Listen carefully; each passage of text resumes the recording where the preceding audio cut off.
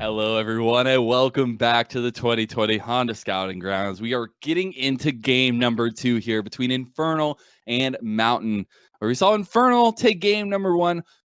I was gonna say whole-handedly, but they took the whole cake there, Rebel, as they completely dominated that game number 1 in every category, pretty much. So I'm hoping to see the bounce back here from Mountain. I know that we've said they've taken a game in every series, at least that they've played. Here's hoping. Yeah, so just to kind of clean up, I think what you're trying to express here is that Infernal had their cake, ate it, also had Mountain's cake, ate that one. I think they might have taken some of Cloud's cake because I think they've been kind of missing some all week, and maybe Infernal had some of that in front of them as well. It was Infernal who had it in the storeroom, never told Cloud about it, and just like went ate it themselves. Yeah, it's just kind of a feast of everything that's come about for Infernal Drake here in this one. Which it was a very good draft to come out. It was a great plan that they executed on perfectly. It's not to take anything away from it. It wasn't like a fluke or anything like that. But to say Yeah, that Infernal that game was close at all was not. I'm hoping in game number 2 that Mountain can take this blue side, maybe have some changes into the draft, make it a little easier for yeah, Gibble APA to try to respond to the solo leaners because the dominance of Tony Top and Copy alone was already very evident. yeah, and I think another point of emphasis that should be here for Mountain is gotta be Zound. I mean, we have seen this man pop off. We have seen this man single-handedly carry games for his teams. That game was nowhere near that, and it just seemed like he was never set up for success. He never got the ball rolling on the marks and just couldn't get around the map without being faced up with Tomio. So I'm hoping to see a bit of difference there at least, or maybe a difference in style of play there to see Zound succeed a little bit more. Maybe he gets that Lilia. We never know. I doubt he will, but I really hope. I was a little biased early saying I want to see some of these comfort champions. I really hope they get some of So, I mean, unless on red side they're willing to ban away Nidalee and Graves them. and Lilia, Just go all 3 right now then and I think leave he'll find APA's something Aurelion Soul. eventually. That's all I want. Yeah, they'll be able to do something along those lines. So unless they're willing to triple ban him out, he's going to get something a little bit better, I think, priority than something like the Kindred, which, as you Yeah. said, was a bit more skill matchup, more dependent on all the other matchups you have in the game. I'm also curious. I don't think I've seen him really kind of flex outside of the pool, which is interesting because I know Yeah. back in the day he had a very impressive Rek'Sai. I know his Mhm. progress was pretty good every now and again during the course of the scouting ground circuit. I don't remember too much of that, but I know he's got some more impressive He champions. I does. would love to see them flex that pool just a little bit if he had the opportunity to. Especially because we've seen the draft in game 1 where Mhm. very good at some of these comfort pools, some of these champions that they know they can pop off on, and it's gonna continue. I mean, you don't just give these high profile champions to these carries. So, it's this draft is gonna be very pivotal on how this game 2 is gonna go, and I think it's gonna be a lot of trying to find little things for Mountain to grab a hold of to make them comfortable in the game because after that first game, it's gonna be really hard to reset your mental. At least theoretically it is. I hope it's not. I hope it's easy, just clean slate, go in game 2, but it can be a little difficult. It's difficult also because I would have said that maybe they need more comfortable things, things that they look they practiced a bit more or they feel Yeah. better on. That was a pretty standard game for that. Like I said, It compared was, to and Captain that's the Todd, thing. It's uh, scary. it is scary to bring out some of your better champions and to not be able to bring out any of them. I know. I think it was Cubby actually the other day that talked about like APA and his champion pool that we saw during SGC and its adaption, and he had Yeah. things like Pocket Talia to bring out. Like, Yep. where are these? Where is the Rek'Sai Talia? You know how mean of a mid jungle duo that would be. Like, what's the point of saving that stuff? You're trying to show off for teams. You're trying to show off for all these lovely folks out here, and trying to Yeah. show what you can do at your maximum. Give it everything, man. Take Yeah. any pick that you want and make it work. Because especially now, with your back against the wall, maybe not being able to qualify for the 1 and 2 spot if you lose this here, I think you just got to try it. Yeah, because as you covered beforehand, like they have to win their series here. They do not get to go into the final parts of scouting grounds if they do not, and so they put their best foot forward here in game 2 because best foot forward is no semblance of it in game number 1. But we have gotten into draft here, ladies and gentlemen. We do have a switch up of sides: Mountain on the blue, as you said, Rebel earlier, Infernal on the red, and we already see some of these bands coming out: Camille and TF taken away from Mountain by Mountain, and Aurelion Soul. Goodness, that makes me sad. Taken away by Infernal. Yeah, no fun allowed here from Infernal today, is what's being said. They're also going to themselves ban out the Samir, which is intriguing. Yeah, just making sure Spa doesn't potentially get. Yeah. Honestly, this man has been so crazy in this week of games here on the side of Spawn. But yeah, just making sure we don't get some of those. I'd say busted champions. I mean, she's not busted if you go full CC, but yeah, just making sure Samira's not there. That Graves ban is interesting to me. The Lucian, and then the first pick for Mountain, it will be the Nidalee. Nidalee is a great champion. I was actually going to make the distinction really quickly that it's like Nidalee or Lilia almost certainly at the #1 grab here if they don't go for Jhin, which is just the most illegal thing I think I've seen all weekend is Jhin at #1. First pick. But yeah, first pick Jhin. I'm not saying it's bad. It's just very, very weird. But in How about either way, second it's pick? much more standard to go to this. Nidalee is probably a better champion to pick at B1 than something like Lilia because Lilia has more responses to it. Nidalee is a very good champion as a whole as a champion as opposed to anything else. Oh man, Rebel, if we get it, Infernal are looking to continue their bot lane dominance. They go in with this combo is something that I've been playing a lot, at least before pre-patch, was you get that CC lockdown. I still like the Leona with it as well. Pairing the CC with Jhin is so strong, and you can control the lane so well, and that's definitely what they're going to be looking to do. Get that early win in the laning phase and continue it there. I am loving this bot lane for sure, Yoon Shady. The immediate pick, the priority especially here, I think it's been Infernal primarily that's been looking at this Leona, and then obviously Mountain being the prior game. And its priority at that, like Red 1, Red 2 has shocked me. This is the reverse matchup of what you'd normally see. So typically Spawn is the one who will go to Jhin, and it'll be Shoryu who goes to something like Ezreal, but they're playing the reverse matchup this one. So it's Spawn's turn to try to punish this Jhin. Well, specifically to say punish is the wrong word. Ezreal's job is to just not die, because if he doesn't, eventually he'll become a beast. The Jin's job, I suppose, is to try to help control the map, which is pretty much what they tried to do last game with the Kalista Thresh. The copy lock-in of the Ornn to give it to Tony top. Gonna get that tank scaling potential on the top side. Do you want to focus back over on the mountain side? You talked about that Ezreal, but that Renekton lock-in for Gibble. Yes, the Renekton lock-in for Gibble at #2. Like we said, coming into this, Gibble was not really seen as the carry player, but he's almost evolved into playing a lot more, having a bit more agency out of this top lane. So they grabbed that. The response of the Ornn is rather unfortunate because I think the Ornn's pretty good into the Renekton. Laning phase is not going to be spectacular, but once you stack armor, Renekton starts to struggle a little bit. Team fighting, scaling, all kind of goes the way of the Ornn. So this, to me, I don't know that it was expected necessarily. I think Tony Top played this in game 1 of the entire tournament. But either way, I don't think love this matchup here for Gibble. And the Lilia ban away in the second phase here by Mountain. Just making sure they don't go against that champion for Tomio, who we have seen Tomio perform so well on that Lilia. Evelyn also the ban by Mountain, focusing the jungle pool a little bit more. I like the bans away from Infernal, though. Braum taking away that very strong support to block out the Ornn, the kind of mini counter, if you will, and the Ziggs taken away from APA, and then they lock in the Orianna.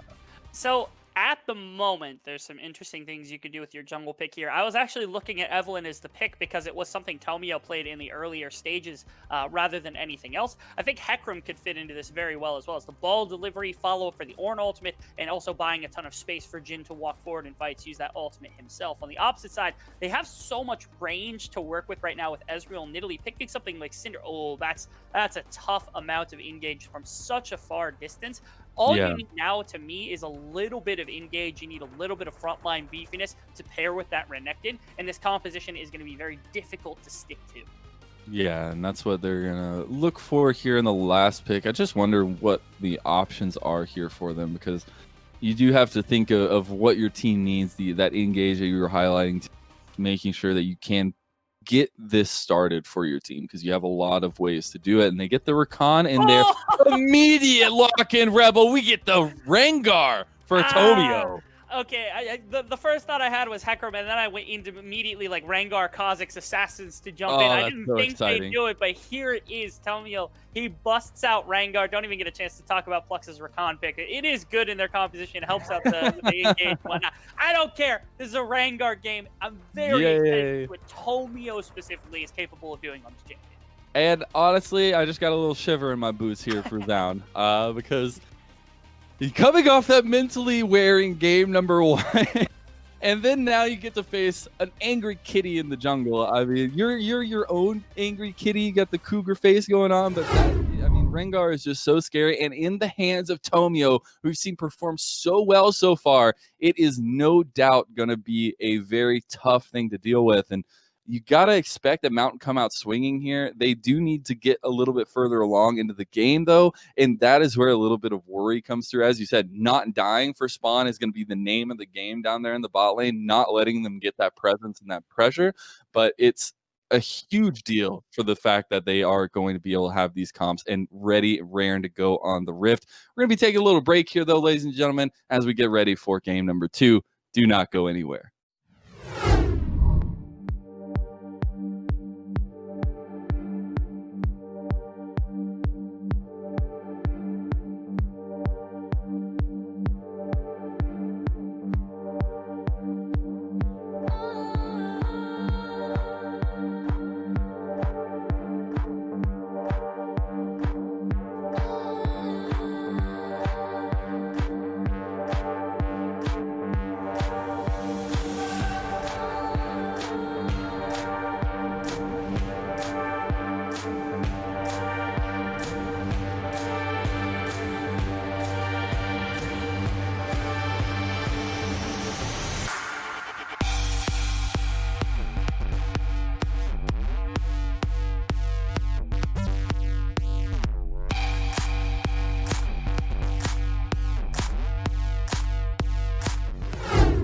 Welcome back, everyone. We are back from our short little break as we were loading in Rift, but here we are, game number 2 between Infernal and Mountain.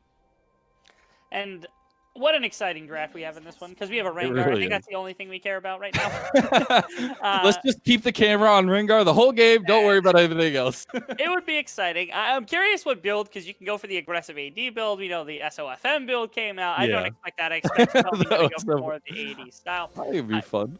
Ooh. All right. They might get an early. This is not where you want to be against the Rengar. Yeah, they see him. They get the jump. Can't. Oh, it looks like Shady didn't want it. They just want to go for the actual objective in getting the red buff. But guess who steals it away? APA with a little bit of shenanigans early on. And he Oh, does. that's so troll. That is so troll. They know it's coming back. Yeah, okay. They're not going to get baited by that. You know for a fact that Oh if this my was goodness. a silver or a gold game, they would have got fooled by that. And they would have left. Yeah, it. yeah. All the buff is gone. No. Tell me. Obviously, these players know exactly what happened there with Cinder. That's so funny though. That was fantastic. I don't think I've ever seen that before. Where they just, for a second you could tell the confusion was there. Yeah. They're like, Wait, what? Hold on. It's supposed to be here, right? Yeah, but it's not going to change too much. It slowed down the Rengar a little bit, but not all that much. Yeah. And it will just be vertical jungling now, since it will be the Nidalee who not only gets to take blue buff first with all the magic damage, which speeds it up, but also then gets to go to red. But Copy's trying to punish this immediately. Again, laning resources allotted to trying to punish, but this time I was going to make mention of this. Renekton will now have lane pressure over the Ornn early on into this one. Finally, Zaun has something to work with, because in the prior game he had no lane priority to work with. Now he at least has top lane. Yeah, and you see that's why this focus towards the top side is potentially coming out, as well as the invade towards the bottom by Tomio. But this lends to an interesting ideal in the fact that where are we going to see the first gank come through for these junglers? It looks like we're going to see on the sides they do, but Plux needs to get out of there on the bot side. He almost got taken out. A little bit more CC, and that would have been first blood, but we still are waiting for that objective to be controlled at least. We saw both junglers are just kind of continuing with this vertical jungling style. It was the full top side clear. Tony top, they're looking for a gank onto it. Oh my goodness, that's a lot of damage early on the Ornn. Doesn't have those resists up just yet. I'm actually a little surprised they didn't go for more there, because it looked like if Gimbal tanks the first tower shot, and I think there buys enough time for Nidalee to jump in, get the assassination. The only fear, I guess, is maybe if Tony Top has his cooldowns, they knock him up, maybe trade or end up getting the outplay. Yeah. But from that situation, looked like he burnt everything, and they could have jumped in for the kill. So a little bit of passive play from Zaun, just making sure he doesn't go down early on. And as you said, talking about it a little bit more, with Gimbal having that priority in lane, being able to be this Renekton early on, at least, that can roam, can get a little bit of aid to his own jungler. You got to wonder what that's going to mean for the longevity of this game, especially trying to get these objectives, as bot lane has been a big big volatile point so far as we see it continue there. Both sides going to have to burn some summoner spells there. We had Ignite and Flash burned by Infernal, but just heal by Mountain. They are here. They want to dive. They both have Flash. Ignite still available. Plux is very low. Tomio goes for the Flash, doesn't get it because Plux has his own, but it's still Spawn looking for it. He gets the first blood as well, and he survives. Infernal have gotten duped here in this game. The TP from Gibble was completed, and Shoryu will be the last pickup of this early game. 3-0 for Mountain. And Infernal steps well beyond their bounds. A little bit too far. I think Tomio, he second-guessed what could happen there because he knew he was low health and it was going to be risky, maybe a one-way trip. Took it anyway. Fantastic flash from Plux to make sure he does not go down, and the fight ends up getting won afterwards. Really good stuff from the side of Mountain, finally responding to some of the pressure in this series that Infernal has been putting out and getting this bot lane off to a fantastic lead. And for this Ezreal, which is their win condition, it's exactly what you want to see. And you get the counter TP from Tony Top, who has found bot lane. The clap doesn't come through. He gets the charge first, but the Zenith Blade lands on the Plux. They get one, they get two, and there's the response. Double shot back from Infernal. Can they get copy, though? This is going to be a bit of a tricky situation. APA very low, has no mana, flashes over the wall. Copy dodges out from the spear, but Tomio has gotten here. Flash from Copy, flash from Sound. He gets the kill. We got flashes day and night here, Rebel, but it is going to be Mountain who get another kill. And it will. They're able to find the gank onto Copy in the mid lane. This has kind of been a little bit crazy. Both teams expend a lot of resources just ganking towards this bottom side to collect a little bit back and forth here. The problem to me is it's Nidalee picking up 2 and Ezreal picking up 2 to start this game off, which is fantastic for accelerating those champions. On the opposite side, you get them onto your Ornn and your Leona. Yeah. Not exactly the champions you're looking for. Certainly, it'll help this Ornn out in the early game where you are a little bit weaker to this Renekton. Not to mention, because of the quicker reset from Shoryu and Shady, they're looking for this first dragon of the game. But either way, it is a great start for the damage dealers here on the side of Mountain. Sets them up for that later game success. I love it because we set it up. At least I did. I wanted to see these TP plays, and we get 2 back-to-back in game number 2. We had a couple in game number 1. Gotta appreciate it. But on to Copy, that was a lot used. That was the power unleashed by APA as well, not being able to get the damage that he wanted. And it looks like Shady will save the day. And Shady coming up to this mid lane knowing that it's kind of difficult to try to punish this Jhin. Ooh. Okay, I thought maybe Tony Top was going to full commit, not knowing where Zaun is, though. He's not going to overstep his bounds right there. But yeah, Shady steps back up into mid lane, knowing that they're not going to be able to punish his ADC all that well as Ezreal and Rakan against Jhin, now looking for a play himself. Shady wanted to go for the tap on Spawn, but gets the tap onto Plux there. But Spawn able to get out of there. A lot of health lost by the side of Infernal, but Mountain looking real nice on the bot side with Rakan and Ezreal just chugging away. Already have the tier in the Sheen, so all the mana and all the kind of poke and necessary built, so it's only going to be up here from Spawn as he continues this great line of itemization. This top lane's looking more and more precarious, though, since it is though. Tony Top, who's just commanding this health lead right now. And you don't necessarily expect this, but the early Bramble Vest makes it so difficult for Gibble to try to damage or heal Tony Top whatsoever. Because every time you go in for a trade, you just take damage. And those little trades mean nothing. I mean, earlier on, that's why he was going in, getting a little trade, back out. Going in, getting a little trade, back out. This time, his health bar gets chunked just as much. And so you see that starting to develop in the top side. Got to keep our side eye on that. But I'm sure the action will continue shortly as another dragon is going to be in about 3 minutes. It's Infernal. So a little bit of buff there going for either team once they decide to commit to it, but it's going to be a little while until that. So I wonder how they're going to buy some time there, just get some gold. Mr. Mazel, you seem to be forgetting the only focal point of this game. The only one. Rengar. And Tomio is going for the tank Rengar build. He's not going for the AD build. A little shocking. I kind of wanted to see the damage Rengar, but here we are. He's going to be that engage. He's going to have quite a bit of damage, especially when the Conqueror gets stacked. But also, it is arguably one of the best ball delivery systems for the late game. So that's why I think you have seen Mountain try to attack Copy so often, because if this Rengar and this Orianna get rolling in this early game, you can't really respond to the type of teamfight damage that these two individually can bring out. As the Rift Herald gets focused by Infernal, it will be stopped. Big shockwave coming in. Tomio doesn't really have the damage there, though. He gets very low. Tank not a just yet, but they are able to stop the fight and pull out. True Shot Barrage came across just to help out, but now Curtain Call's opened up. They're going on to Gibble. Tomio is taken down. They don't get the shot either. One more shot will do it. Can they get it? Zound is the one that takes the fourth one. Tony top flashes forward and misses the headbutt.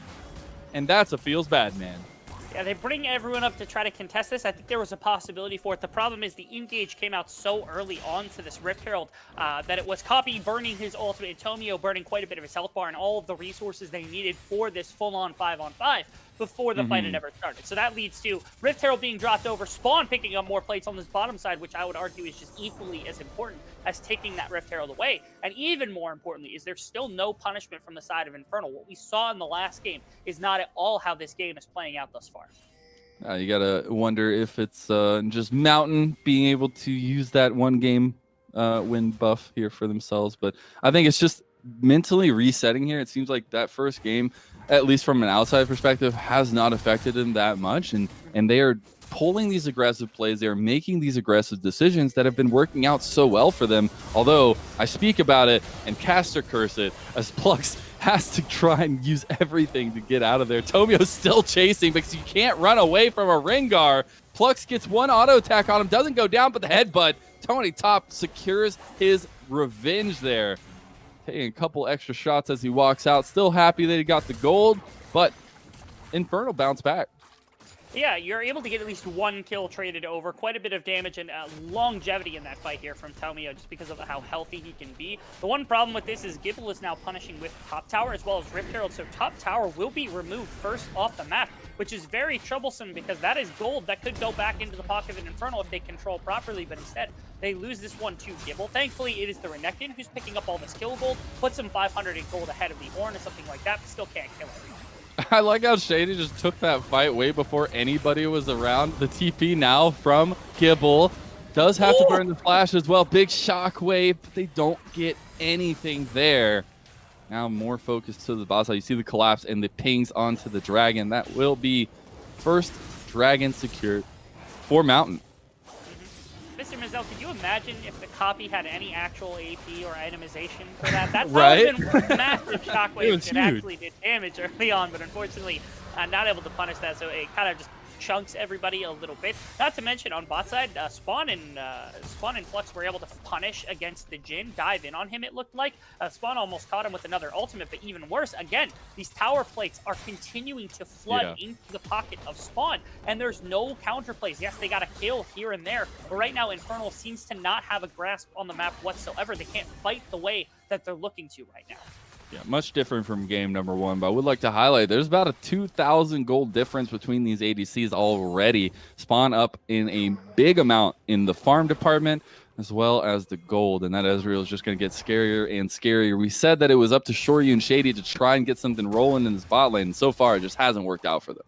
And it's been, I think, it's resources getting pulled out of bot side from Shady to make sure that they can try to defend Copy. Because again, how many more plays have we seen around this mid lane because they're trying to put Copy in the dirt as best as possible? Been quite a few. They haven't gone as well as they would have wanted on the side of Mountain, so you have that to kind of hang your hat on if you're Shady. But you have left, of course, Shoryu in this back pocket where he's not getting the gold necessary to continue in this game. He's not really the primary carry. Copy is, but this is a risk being taken by the support of Infernal. I really want to see how this late game plays out, and if Copy can get to those items necessary to make this all worth it. That's what you're hoping for, at least on the side of Infernal, but it's not looking too great. They're going to try to make something happen here on the top side. This can be a nice double knock-up onto Gibble. They have the damage. He can't take them down, but he does have the double slice and dice. Can he make the distance? That's Tomio looking for it, and he doesn't get it. He gets out. That is so unfortunate for Infernal. He had the empowered ability there. I think he was trying to hit the empowered net. It might have been a better option there to try to press your empowered roar, get the speed up, slow him down, and get Ornn back in range so they can continue the CC train, but perhaps it was a little bit difficult. The damage, you see, it's not quite there for the Rengar when he's got the Cinder Hulk. You're playing with two tanks into a Rengar, or my apologies, into a Renekton, which does make your job a little difficult. He has no TP, so they're going to punish with a couple plates on top side, but that is response by a tower taken on bot side. It is. That's 2 towers already for Mountain. They're setting themselves up really nicely. And that's where I got a kind of question because they have a lot of very squishy members here, Rebel, and the fact that you can blow people up on that build, it seems like it would behoove them to go that way, but they decided to go for that tank build, the more team synergized build, and they have to hope that Copy and Shoryu can really pull out the damage for them.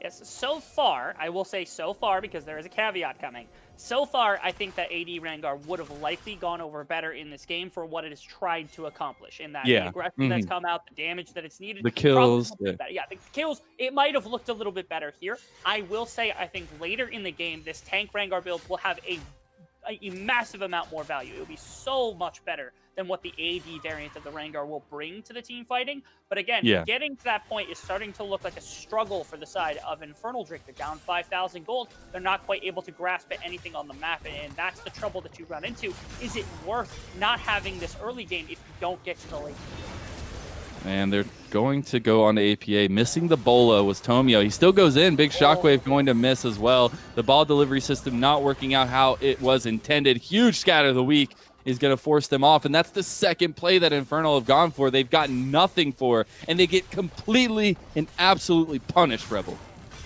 They do. They don't really get punished in the very physical sense, but right there it is Spawn being able to take a first dragon, and Tony Top also has no mana to try to push this out, so they're going to be able to push in top lane again as well.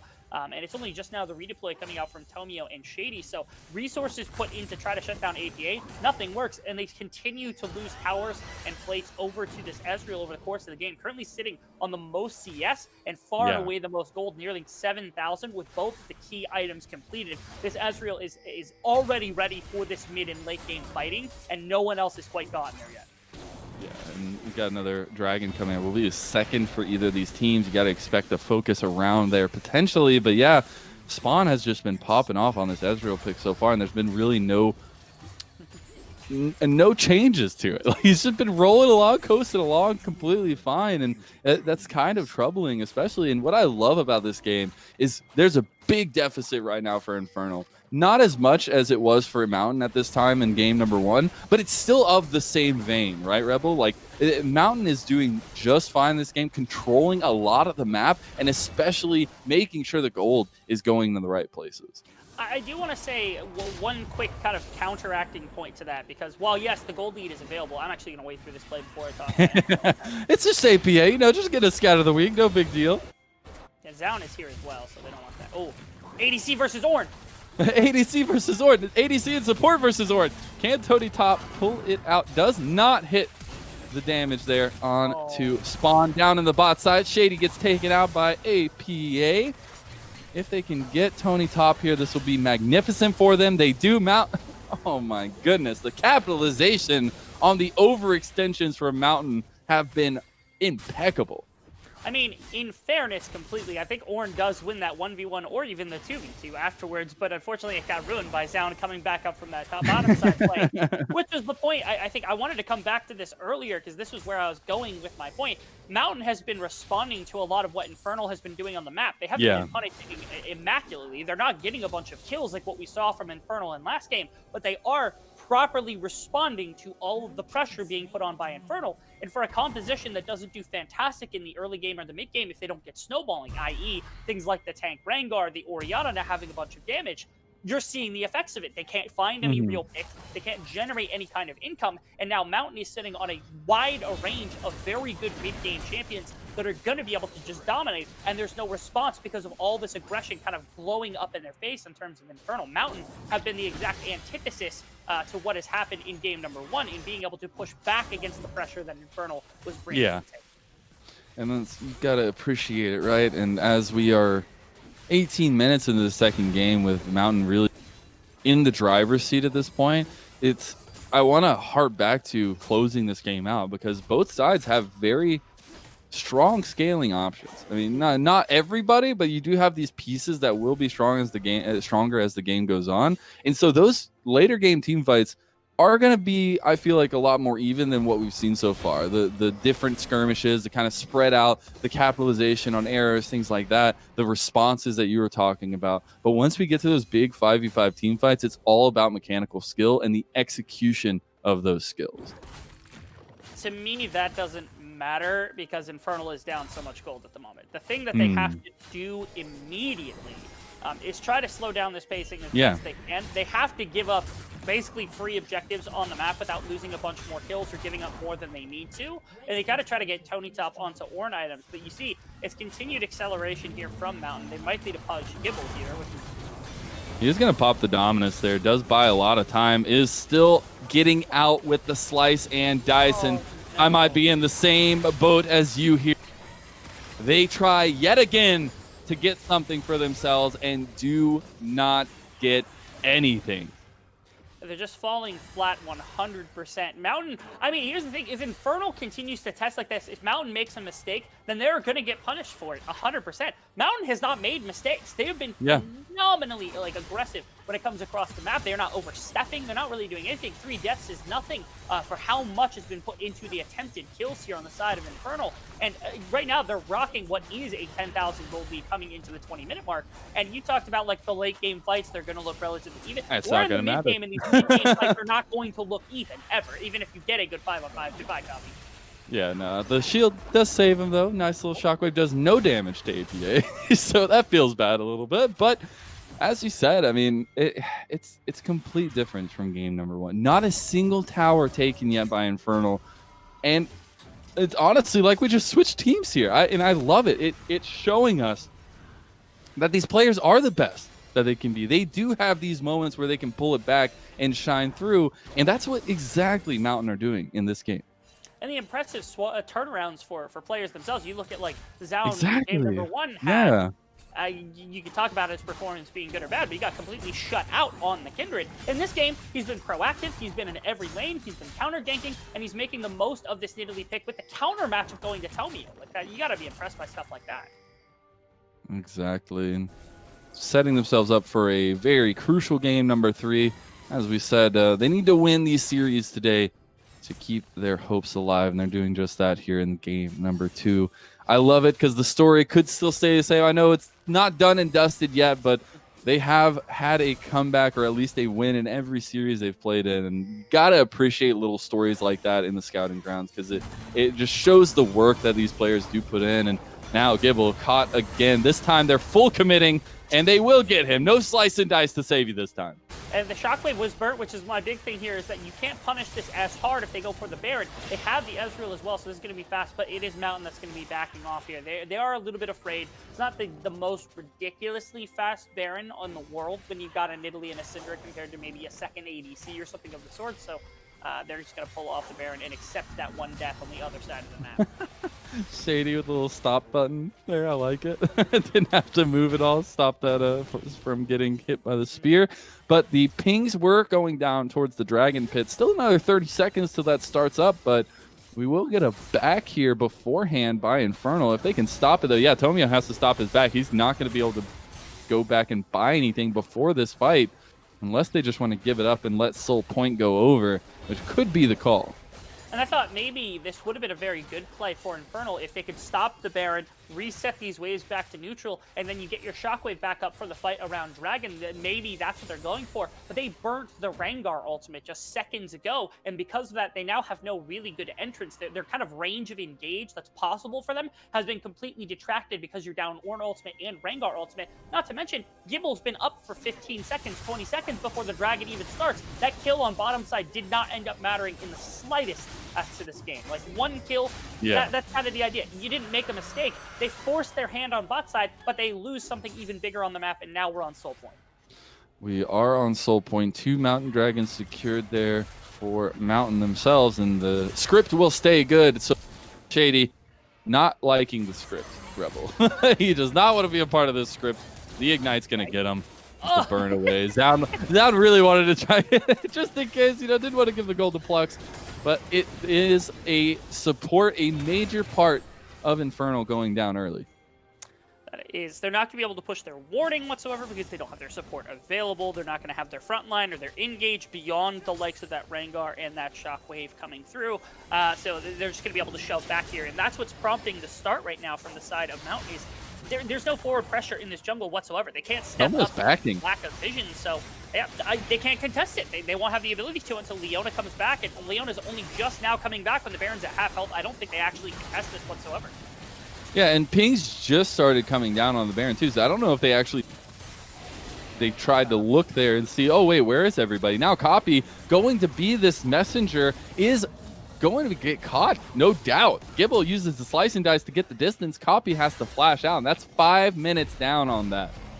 Yeah, and that's the reason why they're able to start it so quickly, because they've got complete priority of the map. Copy tries to challenge it with a shockwave or something, but they're ready for that 100% with a TP from Gibble. So appreciation here to Mountain, knowing exactly how to set this up, and now they're looking probably at the late game or to close this one out in the next few minutes, just because their composition, it's incredibly hard to play against when they're sieging because of their range. They've got a very good amount of damage and scaling behind their belts. It looks like Ezreal's about to finish Death Stance. All of the pieces are starting to finally culminate together for Mountain. I don't think they need to wait for Soul. They just got to push out something. Got to try to get some bearings on this map somewhere. So far, it has been a little bit of their own medicine from game number 1. They do not like the taste of that so far, as it is Tony Top. I think going to be the biggest piece to this. He's had a lot of big engages. He will be getting those Ornn upgrades for his team very, very soon. Is it going to matter, though, with an 11,000 gold differential? I highly doubt it. You're going to get a little bit closer to that Rebel, but not very much. And now you have to think that they're gonna try and draw a line in the sand at the Soul, but can they even do that is the question. Do they have the sword that can cut into the dirt there? Well, Mr. Mizell, to one of your points I'm going to talk to for a second, which is if you notice the inventories here on the side of Infernal, nobody actually has an Ornn upgradable item. They don't. So, they can't even take advantage of that late game scaling that they've got. Feels bad. Yeah, Infinity Edge will be showing up for Jhin rather quickly. They're going to look for probably a last-ditch effort with Tomio and the ball combination, because that's the only thing that you can count on to maybe turn a fight. But even if that lands, I don't know that it's going to be enough to try to sway this game. Yeah, unfortunately, Copy's damage on the shockwave just hasn't been there. They get the dominance, but the flash from Shoryu immediately, because Gibble was going to end his life. But they get out as that. Now flash forward on the Copy. Anyway. He ends Copy's life instead. And Mountain are going to be snowballing, landsliding, if you will, into game number 3 as they turn the tables, turn the tails, and come out with a dominating win in game number 2. They've got one more fight to go, though. Can they pull it off? This is going to be a big under tower by them, but that's already 2 members of Infernal down, and not a single yet by Mountain. The Infernal team will go down, and Mountain will bring us to game number 3. Exceptionally clean from the side of Mountain. They look in this one because they didn't, like I said, they were just capitalizing on everything they were allowed to take from Infernal and responding to all of the aggression. They were countering everything that Infernal was looking for. They weren't necessarily generating all of their own plays, all of their own things, but they were getting everything they possibly could have off the map. And to me, that's just as impressive as what we saw from Infernal in game number 1. Yeah, I mean, honestly, the game 3 is anybody's ball game, but the thing is both these games have been very one-sided, Rebel. And I am hoping that it ends up, you get one, you get one. Now we both fight for the third one, right? And it all comes together to be an insane back and forth game. But really, it's been early pressure, gets the advantage. They do not let go.